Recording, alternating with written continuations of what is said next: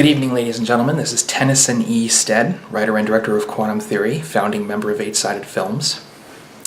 Today, I'd like to talk a little bit about serendipity and about the idea that everything works out the way that it's supposed to, both as it applies to Hollywood and film and also just life. This is something I'm sort of in the middle of right now, and it's not all completely thought out, but I remembered V.K. Lynn's advice from earlier in the year to start being a little more personal, a little more vulnerable with the audience. So I'm gonna make that effort. And that's what we're gonna talk about today.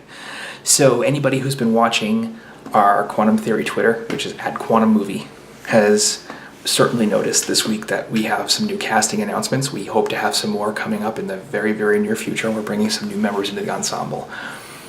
And that's a really exciting thing for us.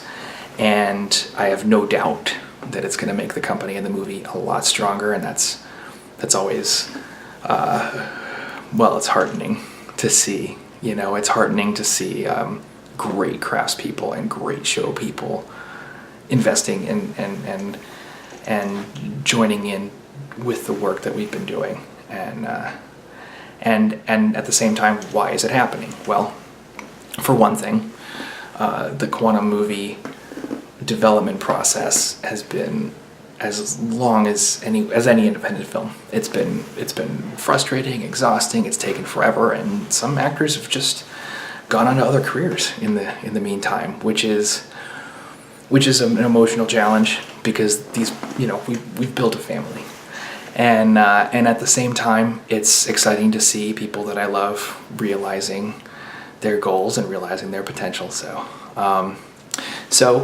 we respond with the attitude of, okay, how is this going to make the movie better? That's always where you want to go with any kind of unexpected challenge, is how is this an opportunity to find extra performance value in this case, but in general, just extra power, entertainment-wise, quality-wise, and in terms of our relationships with the audience. And on that subject, because this development process has been so long, there have been actors that I've met along the way who have impressed the living crap out of me. I've been doing a lot of theater. The play that I did with Tyler Seipel, who's one of our ensemble members, last winter, if anybody remembers The Dream Factory, which he directed at Stuart Rogers Studios, all the work we just did with Theater of Note and Alternative Acts. Gerard was in an amazing production of Shakespeare's Cymbeline last year with a bunch of really fantastic actors. And, every so often you run into somebody that just blows your mind and you realize, oh man, this person can do all of the things that we're doing. This person is a brilliant fit. And at the same time, so is the person we're already working with. So what do I do with this person when their skill sets, at least in terms of this project right here, are made redundant by somebody else that I'm working with? What do you do with that? Well, here's what I do. I, first of all, make a note of the thing that I saw them do that impressed me so much. What did I actually see them do? Because you can, if you walk away from a first impression with somebody with the idea that they're just amazing or they're great or they're a fantastic actor, if you start putting labels on them, then you're not being very specific about what it is that attracted you to that person. You're not being very specific about what the connection was and what it was that they did that was so valuable. What you want to ask yourself is, what am I seeing this person actually do, and what makes it so valuable that I feel compelled to build a professional relationship with this person? Take a minute to actually digest that, because people can be accountable for their actions. If you tell someone, man, I saw you just now do this thing that I know from personal experience takes decades of practice to do well, and you did it so effortlessly, I doubt anybody else in the room even saw you do it. But I saw you do it, and I know what goes into that. and now I know something about you. You know, and I saw you do this other thing that really impressed me too for the following reasons. Not many people can do what you can do. And at that point, you're just stating facts. You're not judging them. You're not telling them who they are or what they are. You're just saying, I saw you do a thing, and here are the things that I know about the thing I saw you do. You know, at that point, number one, they're more likely to hear your praise because you're not telling them who or what they are. You're just saying, I made an observation about your actions. I saw you do a thing. Here's what you did. Right? What's to dispute? So number one, it's praise that people can actually hear because there's no judgment attached to it. You're not saying you are a good person, you are a bad person, you're a good actor, you're a bad actor. You're not saying any of those things. You're just saying, here's what you did. And then the second part of it is that for your own memory, especially with the brain injury, my memory is not always great. So I tend to write things down a lot. What I write down is what I saw people do, and that's usually enough to trigger it. And then I'll also write down any contact information, like what's their website, how can I remind myself of the context in which I saw this person do this thing. And so there's been, you know, a people collection going on for the last 4 or 5 years, you know, where I didn't necessarily know what I was going to do with all these people. And as we start getting into what hopefully will be the final stages of quantum theory's development, and things are getting more exciting and the pressure is mounting, and we have to start cleaning up some of these casting problems that we've created just through our extended development process, the opportunity has arisen to work with these actors that I've had in the back of my head, you know, which is magnificent. That's serendipity. It's luck, you know, and I'm not going to waste luck, because especially with my experience in the medical system, with the lawyers and the whole BS around the disability, I have to tell you, I'm not a big believer in the idea that things have to get lucky at some point. I'm pretty sure they don't. I'm pretty sure they can just continue to decay unchecked if you just wait for good fortune to come your way. I don't think it does, or maybe it does, but that's much more likely to happen if the good fortune you're hoping for is extremely modest and extremely commonplace. It's certainly not in Hollywood, you know. It just doesn't. You're not going to be sitting at a diner and, you know, James Cameron's going to walk up and be like, it's you. It's not how this town works. If it did at one point, it was only because it was a really small neighborhood. Now it's not. It's spread out everywhere.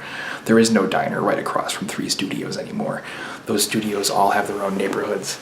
It just doesn't work like that. So don't wait for that moment.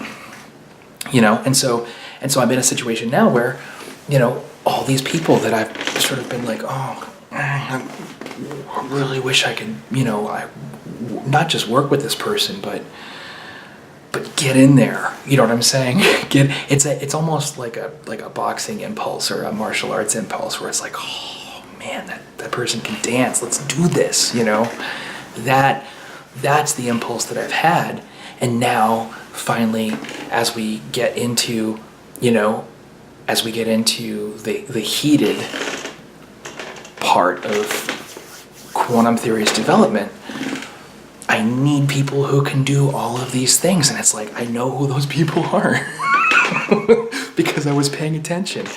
So, you know, I have to stop and at least remind myself, for my own sense of discipline, that this looks like serendipity. This looks like everything works out, but actually it's a lot of preparation, both in terms of making the movie that we're building something people want to work on and something people want to invest in, and also making sure that I know what's going on in my community at all times. I know who's doing what. I know what people are up to and what they're capable of, so that when that moment comes, I'm like, oh God, I need somebody who can do this, I know who can do this, right? And the cool thing about this particular moment in time, because it never rains but it pours, is that I've been presented simultaneously with and I want to get into extreme detail because these aren't necessarily my details to give, but this serendipity around finding people to work with is not isolated to quantum theory.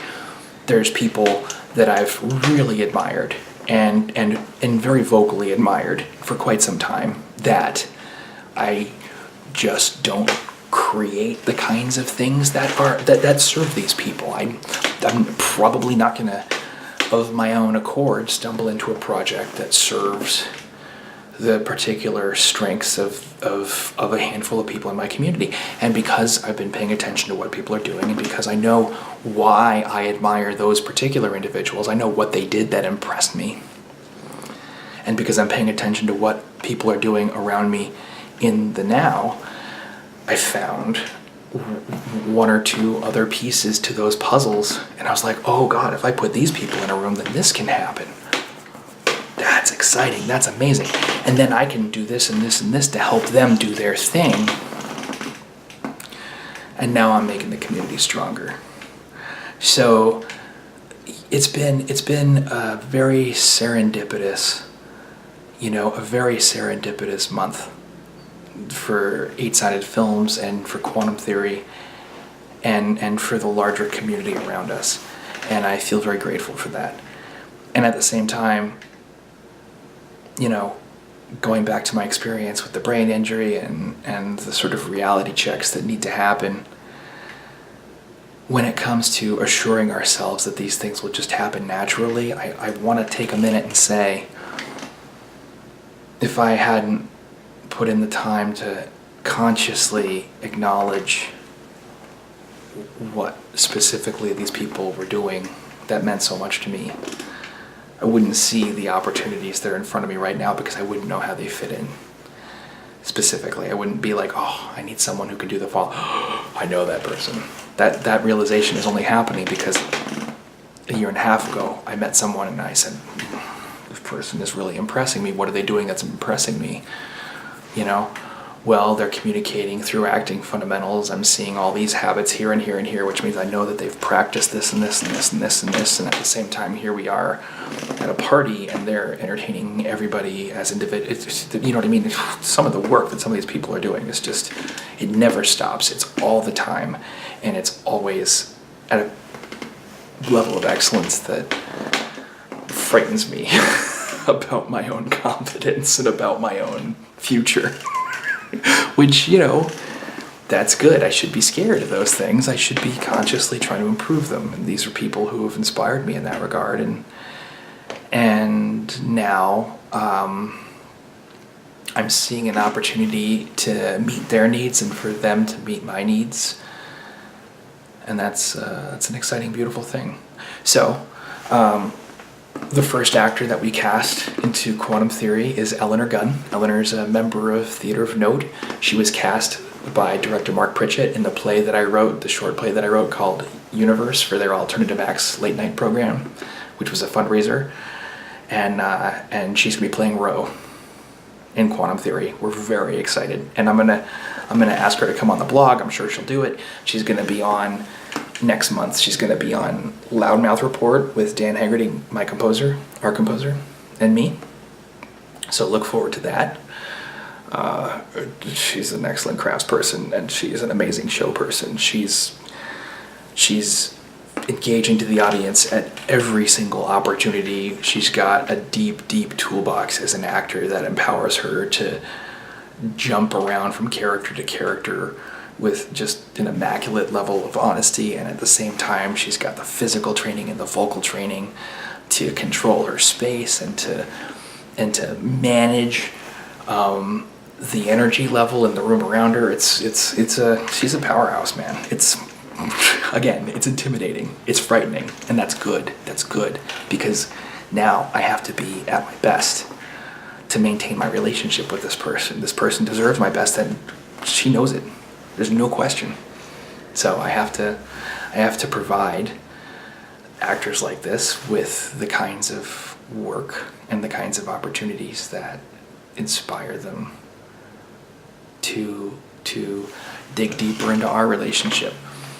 the relationship with the ensemble that inspires them to dig deeper into our audience and to double down on the work. That's me. That's my job now. And I'm proud to have it. I'm proud to have it. You know, anyone who can say they work for Elinor Gunn is, you know, doing something right.